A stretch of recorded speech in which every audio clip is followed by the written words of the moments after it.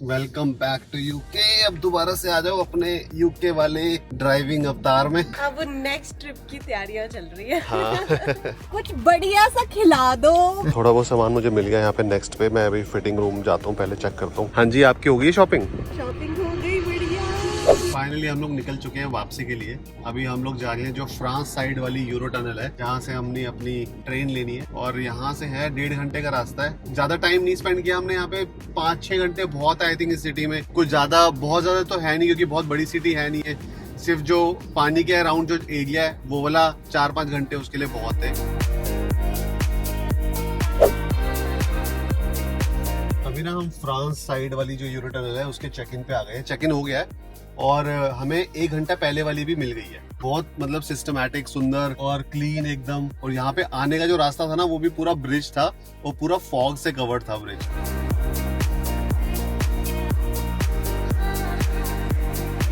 तो सब check in हो गया, पासपोर्ट वगैरह चेक हो गया हमारा। हाँ, ये जो फ्रांस वाली साइड है ना, ये बड़ा लंबा है यहाँ पे। मतलब घुमा घुमा के है पूरा, और काफी गाड़ियों की जगह है। यूके वाली साइड पे इतना लंबा नहीं था, यहाँ पे है थोड़ा टाइम लग गया है। बट हाँ, अब बस बोर्ड करने वाले हैं। फाइन, अभी है टाइम, आधा घंटा है। जैसे फ्लाइट बोर्ड करने से पहले आपको एक जगह पे लाके खड़ा कर देते हैं ना, कि भाई वहां पे आप खड़े रहते हो थोड़ी देर के लिए और वेट करते रहते हो कब डोर खुलेगा और कब हम लोग फ्लाइट के अंदर जाके बैठेंगे। वैसे ही यहाँ पे हमें खड़ा किया हुआ है। ट्रेन जो है वो बिल्कुल पास में ही है, उससे पहले यहाँ पे सारी गाड़ियां जो है वो खड़ी हुई है। और यहाँ पे टॉयलेट्स बना रखे हैं, अगर किसी को टॉयलेट जाना है। मंडे का टाइम है तो बहुत कम लोग हैं जो इस ट्रेन को बोर्ड कर रहे हैं। मेरे ख्याल से वही लोग होंगे जो किसी ऑफिस के काम से आए होंगे, या मे बी हॉलीडे के लिए भी आ सकते हैं, ऑफकोर्स, जैसे हम लोग आए हैं। बट हाँ, यहाँ पे 1 2 3 4 5 6 7 8 गाड़ियाँ खड़ी हुई हैं इन टोटल इस लाइन में। और आते टाइम तो बहुत सारी गाड़ियाँ थी, तो बस हम लोग वेट कर रहे हैं कि वो खुलेगा और हम लोग जाके ट्रेन में बैठेंगे।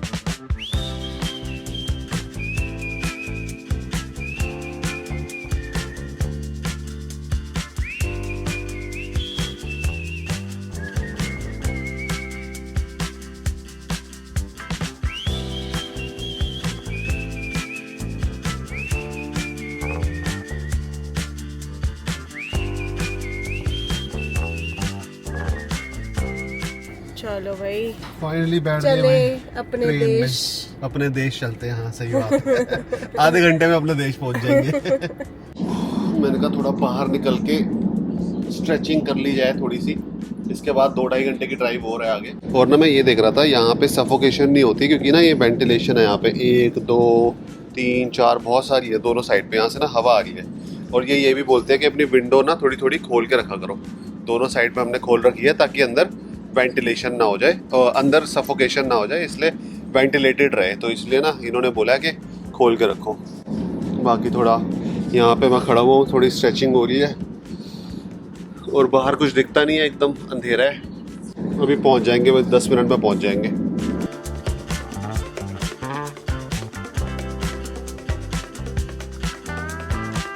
चलो भाई, welcome back to UK.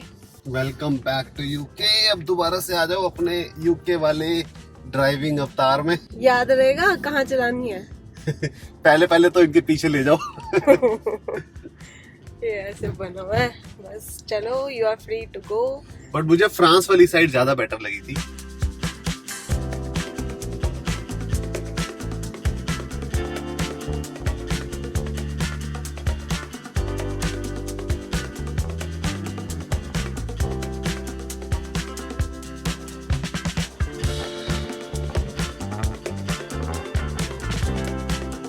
Good morning guys, welcome back again to another vlog. आज हम व्लॉग स्टार्ट कर लेते हैं इतनी बढ़िया धूप से।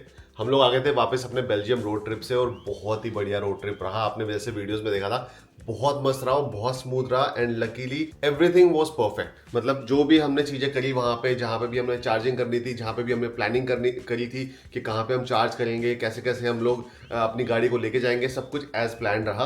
तो अगर आप लोग भी यूके टू बेल्जियम का रोड ट्रिप, या यूके टू फ्रांस, या यूके टू एम्स्टरडेम का रोड ट्रिप प्लान कर रहे हो ना, तो हमारी वीडियो से आपको होपफुली हेल्प मिलेगी। बाकी कार के बारे में ना बहुत सारे क्वेश्चंस आ रहे थे कि हम लोग भी इलेक्ट्रिक गाड़ी देख रहे हैं, तो क्या आप BYD C-Line 7 जो है वो रेकमेंड करोगे? यार मैं अगर सही बताऊं ना आपको, BYD C-Line 7 मेरा एक्सपीरियंस जो था वो बहुत ही बढ़िया रहा, बहुत स्मूथ रहा।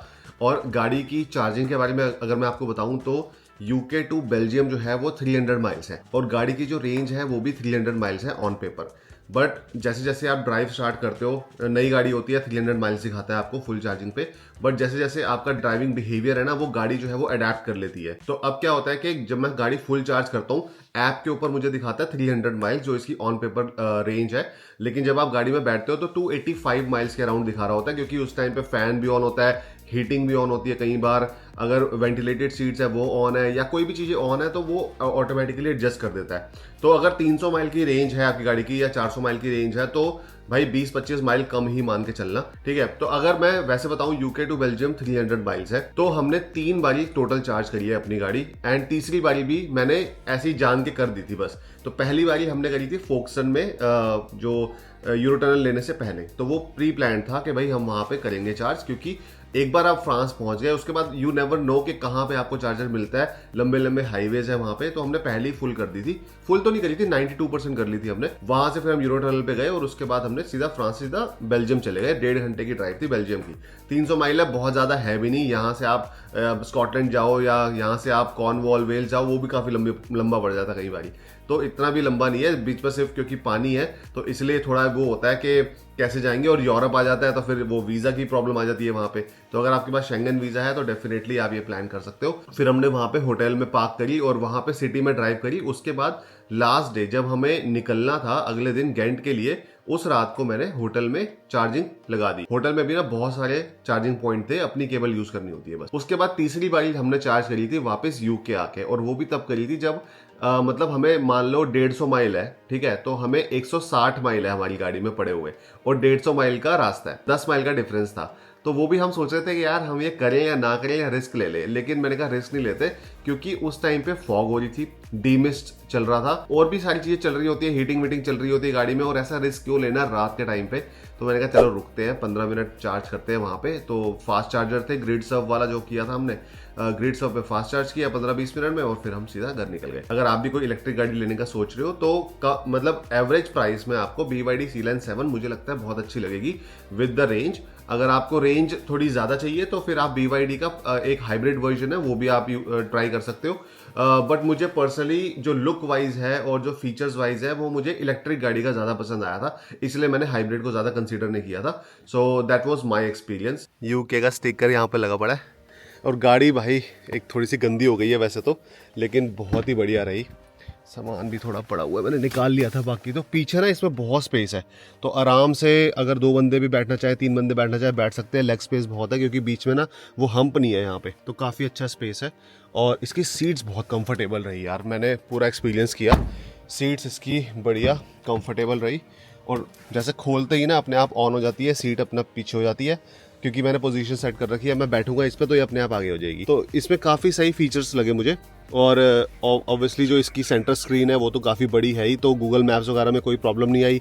बाकी इसमें सेंसर्स वगैरह लगे पड़े हैं और ब्लाइंड स्पॉट सेंसर भी है मिरर में, वो सब भी है, तो बढ़िया रहा। हाँ जी, इंडिया के लिए रेडी तो हो, इंडिया के लिए रेडी हो अब नेक्स्ट ट्रिप की तैयारियां चल रही है। हाँ। और जैसे ही हम लोग वापस आए ना अपने ट्रिप से, वेदर भी देखो कितना बढ़िया हो रखा है। हाँ, पूरा सनी, रोज सनी वेदर हो रखा है एकदम। और ये वेदर तो सबसे बेस्ट होता है अब यूके में, और सोचो हम इंडिया जा रहे हैं इतनी गर्मी में। जैसे इंडिया का प्लान बनता है ना, वो दिमाग में चीजें घूमने लग जाती है, यार ये लेना है वो लेना है, ऐसी कुछ चीजें लेनी है, मम्मी पापा के लिए कुछ चीजें ले लेते हैं, घर के लिए कुछ चीजें ले लेते हैं, इतना टाइम बाद जा रहे हैं तो बस थोड़ा थोड़ा सामान देखते हैं, बाकी देखते हैं अब कब टाइम मिलेगा हमें शॉपिंग के लिए। मैं वैसे कह रही हूँ कि ज्यादा टाइम तो नहीं है शॉपिंग का, हाँ, बट जितना भी टाइम है थोड़ा थोड़ा जो भी लेना है हम ले लेंगे। बस जा रहे हैं, थोड़ा ना यार आज मेरा मन कर रहा है हाँ कि कहीं कुछ आपका वाला डायलॉग में यूज करूँ, क्या कुछ बढ़िया सा खिला दो, कुछ बढ़िया सी कॉफी पिला दो। चलो करते हैं, कुछ खाते हैं। मैंने तो सुबह ब्लैक कॉफी पी ली थी। सेम। और आप हॉलिडे पे जाते हो ना कहीं पर भी, तो खाना ऊपर नीचे हो जाता है।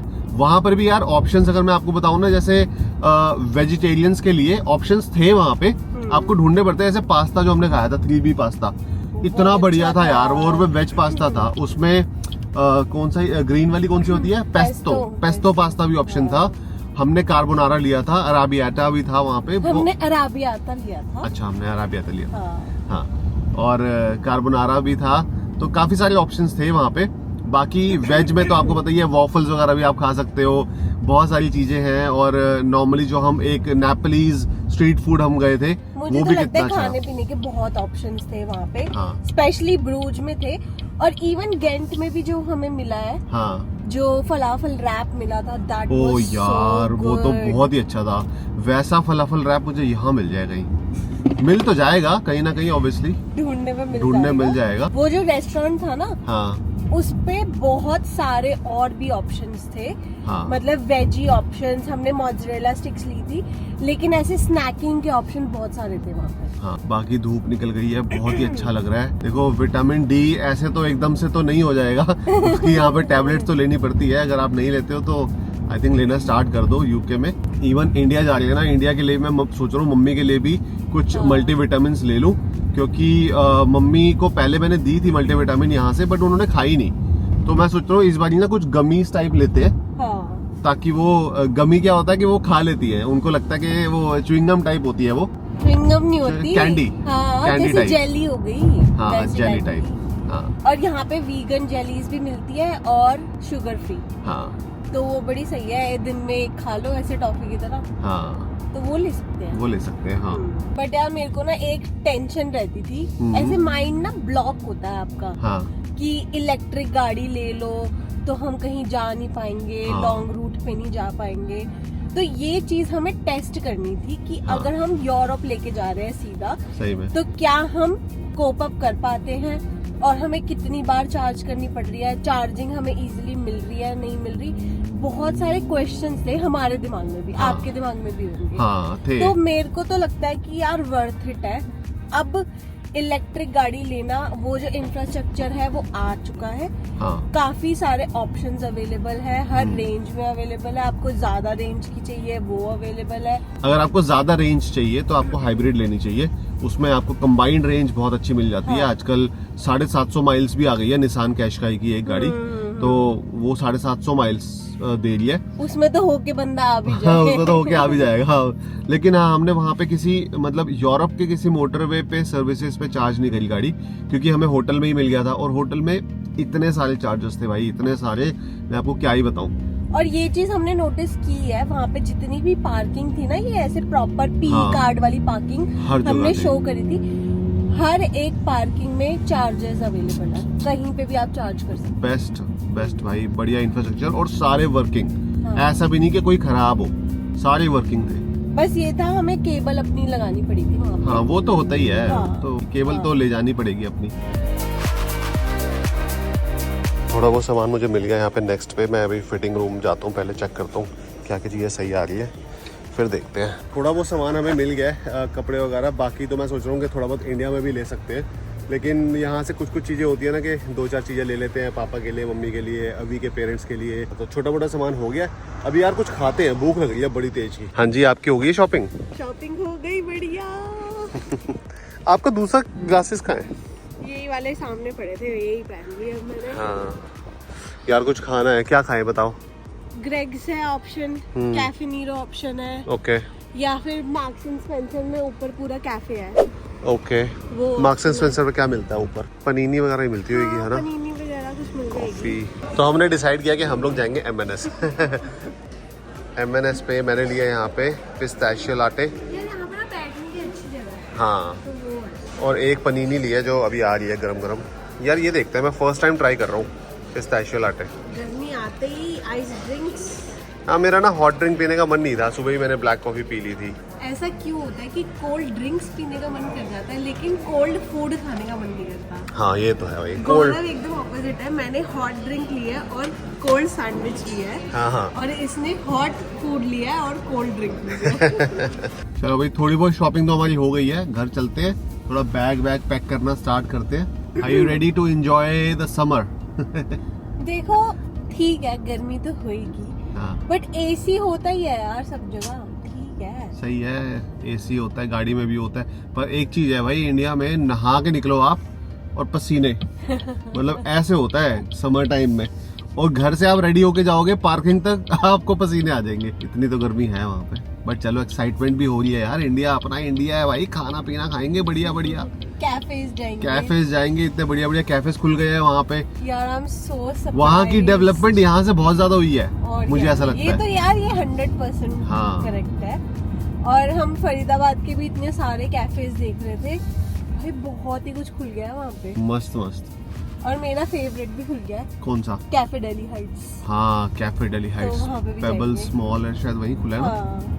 लेकिन ये तो है भाई, इंडिया की डेवलपमेंट हुई है, काफी हुई है। और यूके में इतनी डेवलपमेंट मुझे तो देखने को मिली नहीं है। अगर मैं एयरपोर्ट की भी बात करूँ ना, लंदन एयरपोर्ट भी आप देखोगे, कहने को लंदन एयरपोर्ट है बट इतना कुछ खास नहीं है। और इंडिया में भी मुंबई का एयरपोर्ट बनाया है, दिल्ली एयरपोर्ट देख लो अपना। हाँ। कोई बोल रहा था बैंगलोर एयरपोर्ट कितना बढ़िया है। तो इंफ्रास्ट्रक्चर में डेवलपमेंट तो बहुत हुई है वहाँ पे। मुंबई एयरपोर्ट से ना मैंने एक बार डोमेस्टिक फ्लाइट ली थी कुछ साल पहले, और इतना मस्त एयरपोर्ट है ना वहाँ का, बहुत अमीर। पता नहीं एक और नया खुला है या कहीं तो न्यूज आ रही नवी थी, मुंबई वाला खुला नवी ना? मुंबई वाला ना। हाँ, वो भी बहुत अच्छा खुला है। बट हमारी तो फ्लाइट जो है वो डायरेक्ट है, हमने फ्लाइट करवा ली है। और वो मतलब लंदन हीथ्रो से दिल्ली की डायरेक्ट फ्लाइट है। इंडिया जैसे हम पहले सोचते थे ना सस्ता है, सस्ता तो अब बिल्कुल भी नहीं नहीं, है। महंगा है इंडिया। इंडिया अब बहुत महंगा हो गया है। चाहे कैफेज ले लो, चाहे शॉपिंग ले लो, एवरीथिंग इज इक्वली एक्सपेंसिव। हाँ। मैं ये नहीं बोलूंगी यहाँ से ज्यादा एक्सपेंसिव है, बट इक्वली एक्सपेंसिव है। किसी भी अच्छे हाँ। लेकिन वहाँ पे ना हर लेवल पे आप स्पेंड कर सकते हो। हाँ, हाँ। तो आप सस्ता खाना चाहो सस्ता भी खा सकते हो, लेकिन अगर आप किसी ऐसे बढ़िया से कैफे में जाके बैठोगे, वहाँ पर भी भाई 3-4 हजार रुपए का बिल आ जाता है। यहाँ तो- जैसे प्राइसेस है हाँ। एकदम, कॉफी भी 4-5 पाउंड की यहाँ आती है, वहाँ पे भी ऐसी है 400-500 रुपए की। फाइनली इस लड़की ने मेरे शूज जो है वो ढूंढ दिए हैं, गैरेज में पड़े हुए थे। 2 बार खुद गया है गैरेज में देखने के लिए, है ही नहीं भाई, पता नहीं कैसा है। देखे भी नहीं, कहाँ है अभी भी चाबी, कहाँ है वही चाबी पड़ी है। मजा आ रहा है मेरे को तो। मुझे ना पूरा सेट करना है गैरेज, लेकिन इंडिया से आगे कर लिया। इसको ये डिले होता जा रहा है प्रोजेक्ट हमारा। मतलब लिटरली में भी यही सामने पड़े, सामने कोई ऐसी इतना अभी भी गलत बात है, छुपे भी नहीं पड़े कि भाई कहीं छुपे और मैंने ढूंढ दिए। सही बात है, यहाँ सामने पड़े। सही बात है। और बेइज्जती करनी है, चले। हम लोग फिर निकल गए कुछ ना कुछ काम करने के लिए। पहले घर चले गए थे, सामान वामान रखा, और एक ना अभी की डॉक्टर अपॉइंटमेंट थी आज। बेसिकली क्या होता है, कभी कभार मंडे टू फ्राइडे अगर आपको अपॉइंटमेंट ना मिले तो सैटरडे को भी मिल जाती है। कोई जीपी जो होता है वो सैटरडे को भी अपॉइंटमेंट दे देता है। तो आज इसको यहाँ पे अपॉइंटमेंट मिल रही थी, तो डॉक्टर से बस प्रिस्क्रिप्शन लिया और देख लिया बूट्स पे दवाई ववाई मिल जाए यहाँ पे फार्मेसी पे। बाकी कुछ सामान लिया था हमने सुबह, तो वहां पे उनका टैग लगा रह गया एक, तो वो लेके जा रहे हैं। टैग हमें निकलवाना है उससे, कपड़े में से, उसके बिना तो पहन नहीं सकते और हर जगह वो टू करता है। तो यार मैं तो निकल रहा हूँ जिम के लिए, बड़ी मुश्किल से जिम का रूटीन जो है वो बना है। तो अभी जितने भी दिन है इंडिया आने से पहले मैं सोच रहा हूँ रेगुलर जिम चला जाऊँ। बाकी ये वाला ब्लॉग करते हैं यहीं पर ही खत्म। बहुत जल्दी मिलते हैं आपसे अगले ब्लॉग में। होपफुली आपको वीडियो देख के मजा आ रहा होगा और आगे आने वाली वीडियो जो है वो और भी ज्यादा इंटरेस्टिंग होंगी। तो बहुत जल्दी मिलते हैं आपसे अगले ब्लॉग में, तब तक के लिए बाय बाय, टेक केयर।